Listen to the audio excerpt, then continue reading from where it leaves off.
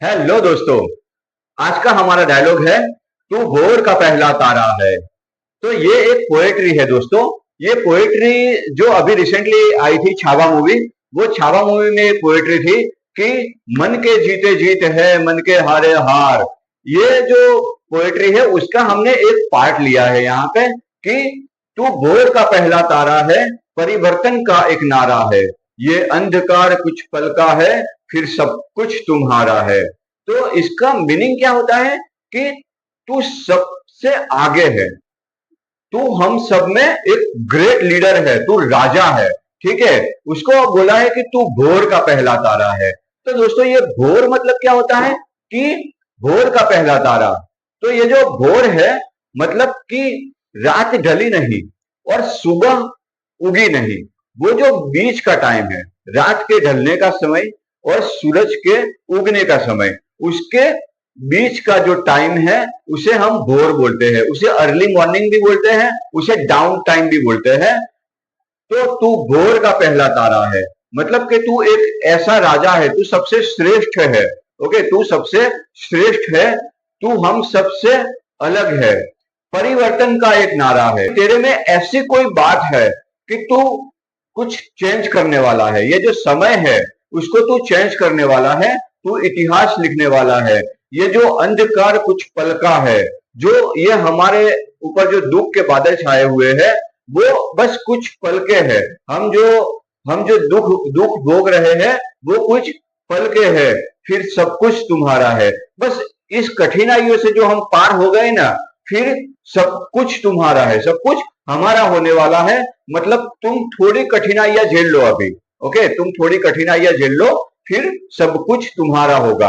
ये ये क्या है कि सफलता के बारे में भी हम ऐसा ही कहते हैं। मतलब हमें थोड़ी सी कठिनाइयों का सामना करना पड़ता है, कभी कभी बहुत सारी कठिनाइयां भी आती है, पर अंत में सफलता तुम्हारी होगी, फिर सब कुछ तुम्हारा होगा। तो दोस्तों ये जो डायलॉग है उसका मैंने इंग्लिश में ट्रांसलेशन किया है। You are the first star of the dawn, you are a slogan of change, this darkness is for a few moments, then everything will be yours. तो दोस्तों इसका जो हमने इंग्लिश देखा उसमें सबसे पहला सेंटेंस था, you are the first star of the dawn. मतलब क्या होता है? मतलब ये होता है कि तू भोर का पहला तारा है, तू भोर का पहला तारा है। ये क्या है कि टाइप ऑफ सिंपल टेंस है, एक सिंपल टेंस का सेंटेंस है ये एक सिंपल टेंस का सेंटेंस है ये, जिसका मीनिंग ये होता है कि you are very special for us, you you are the king of us. Okay, तुम हमारे राजा हो, तुम हमारे लिए सबसे स्पेशल हो। तो दोस्तों आइए इसको हम वर्ड बाय वर्ड सीखते हैं कि वो ये जो है इंग्लिश में ट्रांसलेशन जो मैंने किया है उसके हर एक वर्ड का हम लोग मीनिंग सीखेंगे। तो सबसे पहले क्या है कि यू है। ठीक है, you are the first star of the down.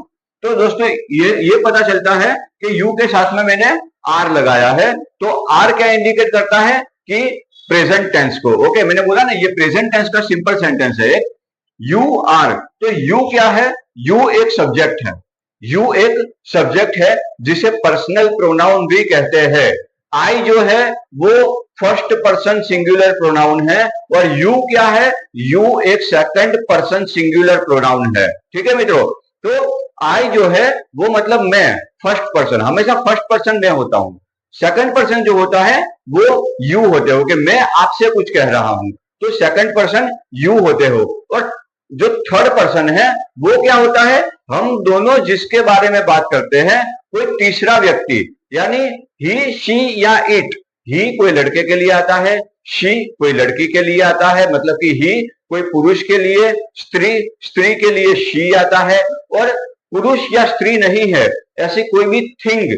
Okay, ऐसा कोई एनिमल, ऐसा कोई बर्ड्स, या दुनिया की कोई भी ऐसी चीज जो पुरुष या स्त्री नहीं है, उसके लिए हम इट का यूज करेंगे। तो यू क्या है? यू एक पर्सनल प्रोनाउन है जो कि सेकंड पर्सन सिंगुलर है। यहां पे मैंने उसको यू को सब्जेक्ट के तौर पे लिया है। सब्जेक्ट क्या होता है? सब्जेक्ट का मतलब होता है कर्ता। उसके बाद में मैंने आर लिया है। ये आर क्या है? आर वो ऑक्सिलियरी वर्ब है। आर क्या है? वो एक ऑक्सिलियरी वर्ब है जो कि टू बी के फॉर्म में आता है। टू बी का जो प्रेजेंट टेंस है उसके टू बी के फॉर्म क्या है? Is, M, are. आई के साथ में हमेशा एम आता है। ओके, ही, शी, इट उसके साथ में हमेशा इज आता है। वी, यू एंड दे उसके साथ में हमेशा आर आता है। तो मैंने प्रेजेंट टेंस में यू के साथ में हमेशा आर आता है, तो मैंने आर का यूज किया है। अब ये क्या है? इसके बाद में एक आर्टिकल लिया है मैंने। एक आर्टिकल क्या लिया है कि द। ओके, अब द क्या है? द एक आर्टिकल है जो कि डेफिनेट आर्टिकल है, जो कि डेफिनेट आर्टिकल है। ये डेफिनेट आर्टिकल क्या होते हैं कि कोई निश्चित चीज हमको दिखाते हैं। डेफिनेट मतलब क्या? कि निश्चित। तो डेफिनेट आर्टिकल मतलब क्या? कि कोई निश्चित चीज हमको दिखानी है किसी को, तो उसके लिए हम डेफिनेट का यूज करेंगे, डेफिनेट आर्टिकल का यूज करेंगे। यहां पे क्या है कि तू भोर का पहला तारा है। एक निश्चित चीज है तू बहुत सारे तारे हैं उसमें से कोई एक नहीं है, तू भोर का पहला तारा है। ओके, तो जब कोई फर्स्ट या कुछ ऐसा दिखाना हो कि स्पेसिफाई नंबर दिखाना हो, उसके उसके आगे भी हम द का इस्तेमाल करते हैं, आर्टिकल द का इस्तेमाल करते हैं। तो द फर्स्ट स्टार, ये जो फर्स्ट स्टार है ये पूरा नाउन है। ओके, और इसके आगे हमने आर्टिकल का यूज किया है the first star of. Okay, the first star of. तो ये जो फर्स्ट है वो क्या है? एडजेक्टिव है। फर्स्ट है वो क्या है? एडजेक्टिव है कि जो स्टार को इंडिकेट करता है। ओके, तो तारा तो है लेकिन कैसा? तो फर्स्ट स्टार मतलब कि ये राजा को एक स्पेशल दिखाने का जो है वो काम करता है। इसे हम एडजेक्टिव कहते हैं, इसे हम एडजेक्टिव कहते हैं। अभी ये स्टार क्या है? स्टार एक नाउन है। ओके, सिर्फ स्टार लेंगे तो स्टार एक नाउन होगा और वो कॉमन नाउन होगा। लेकिन फर्स्ट स्टार तो वो एक, इसको प्रॉपर नाउन भी बोल सकते हैं कि पहला तारा और एक ही है, उसको ही हमने नाम दिया कि वो फर्स्ट स्टार है। Of the down, of the down क्या है? ये है prepositional phrase. Okay, of the down. अभी ये ऑफ द डाउन है, ऑफ द डाउन है प्रीपोजिशनल फ्रेज। ये प्रीपोजिशनल फ्रेज हमने क्यों बोला है? क्योंकि इसमें कोई सब्जेक्ट नहीं है या कोई वर्ब नहीं है, ये सिर्फ और सिर्फ एक ग्रुप ऑफ वर्ड्स है। ओके, तो ऑफ द डाउन, ओके, इसमें ये ग्रुप ऑफ वर्ड्स है और ये सिर्फ हमारे सेंटेंस को पूरा करने में हमारी मदद कर रहा है। इसको हम बोलेंगे प्रीपोजिशनल फ्रेज, प्रीपोजिशनल फ्रेज बोलेंगे। ऑफ क्या है? ऑफ है प्रीपोजिशन। हमारा जो ऑफ है वो प्रीपोजिशन है जो कि पोजीशन बताता है स्टार की, कि वो भोर का तारा है। ठीक है, वो भोर का तारा है। अभी डाउन, डाउन का तो मैंने आपको बताया कि डाउन यानी डाउन ऐसा समय होता है जो रात ढलने का और सूरज को उगने का, उसके बीच का जो समय होते हैं उसे डाउन कहते हैं। और ये डाउन इंडिकेट करने के लिए, ये डाउन को मॉडिफाई करने के लिए, ये डाउन को आपको समझाने के लिए हमने एक आर्टिकल लिया है द, क्योंकि डाउन एक निश्चित समय है। ओके, वो रात नहीं है, दिन नहीं है, पर क्या उसके बीच का एक निश्चित समय है, इसीलिए मैंने आर्टिकल लिया है द। यू आर, तो वापिस क्या होता है कि यू आर, सेम जो मैंने ऊपर समझाया था, you are a slogan. You क्या है? वो एक सब्जेक्ट है, ये एक पर्सनल प्रोनाउन है। आर क्या है? प्रेजेंट टेंस है, इसीलिए यू के साथ में हमेशा आर लगता है। अभी ये ए, जैसे ये डेफिनेट आर्टिकल था द, ओके, डेफिनेट आर्टिकल क्या था? दी। तो अभी ये ए है, तो ये क्या है? एक इनडेफिनेट आर्टिकल है। ओके, ये क्या है? एक इनडेफिनेट आर्टिकल है, टाइप्स ऑफ आर्टिकल है। इसको सिंपली समझने के लिए मैं आपको एक कहानी सुनाता हूं। ये एक छोटा सा गांव है, उसमें एक आदमी रहता है। ठीक है, एक छोटा सा गांव है, उसमें एक आदमी रहता है, उसकी दो लड़कियां हैं और एक लड़का है। उसकी दो लड़कियां हैं, एक लड़का है। जैसे कि ये एक आदमी हो गया, ठीक है, ये एक आदमी हो गया। अब उसकी दो लड़कियां हैं।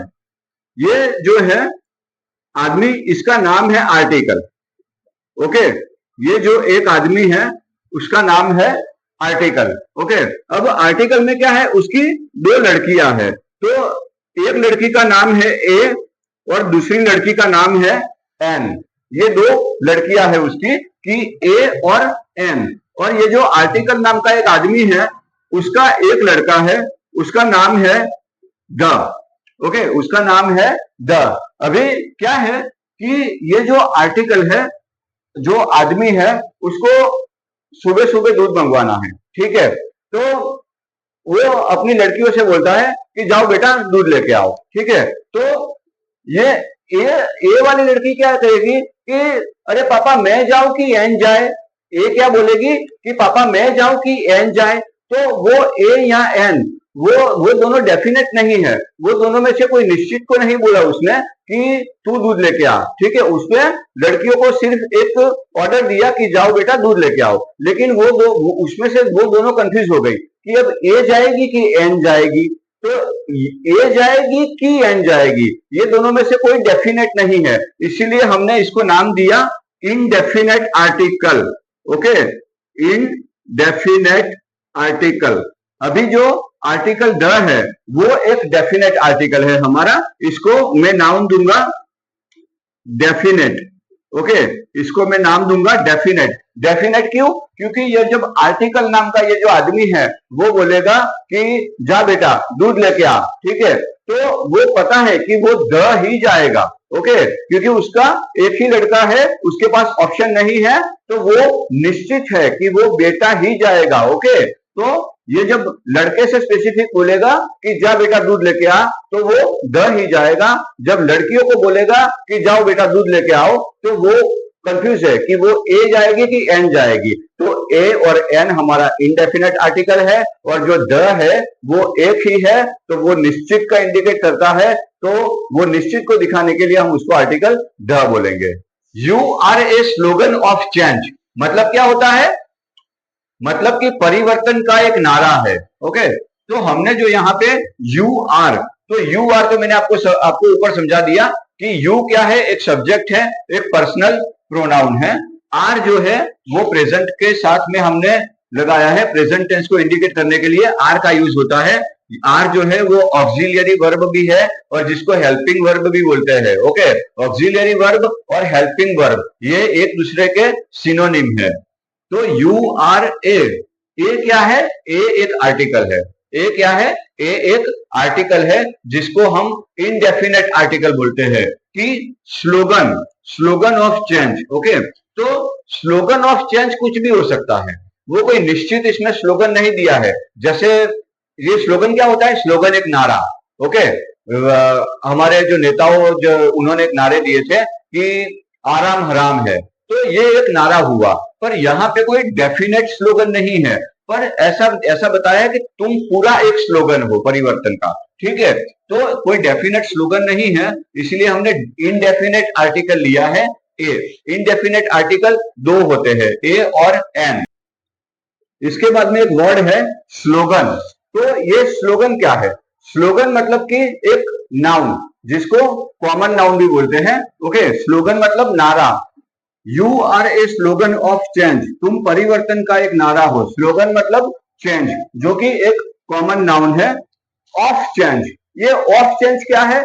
ऑफ जो है वो हमारा प्रपोजिशन है, और चेंज जो है वो भी एक नाउन है। ओके, मैंने बोला था ना दुनिया में हर किसी चीज को पहचानने के लिए एक नाउन दिया हुआ है, तो ये जो चेंज है वो एक नाउन है, और यहाँ पे ये हमारे जो सेंटेंस है उसका एक ऑब्जेक्ट भी है, ऑफ चेंज। ऑफ चेंज वो क्या है?